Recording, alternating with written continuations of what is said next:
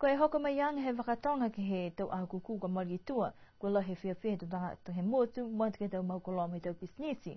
Mo le ia haku tau whakatutala anga mi taha takitaki mai he kau taha reef shipping, ko hoko mai ke whakatutala ki he tau manatu tupe tupe, me kubi puhala ki liu whakahangang taki e tau puhala whakatonga ki he motu. Ko tau le kua ni talahau mai, ha koe tau whakatonga, koe tau puhala ni wha o mai ke he taha motu, pia i fuaki ni hako awhia, ke he tau matangi nā kai hanghang taki, a stikua mole, mo e hoko mai anga ki he motu.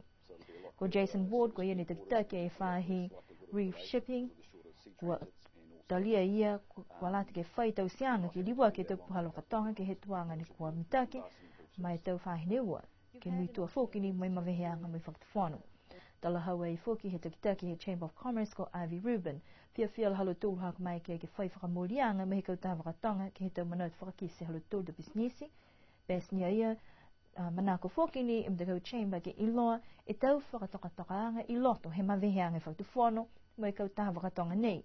Ke iloa mahinu i tau mana ni kua whakamoriai. Tō whakatoa e tau mga whawhaisi ke he tau uaf me hongwhamat ua. Tō liu whai onohonoanga fuki kiai. Koe amana ki ang ke whakangahua e taha whakatonga pōu, koe forum line, wai hau halatonga, ke nā ke lewa lohi mga hau tō hoko mai ki motu.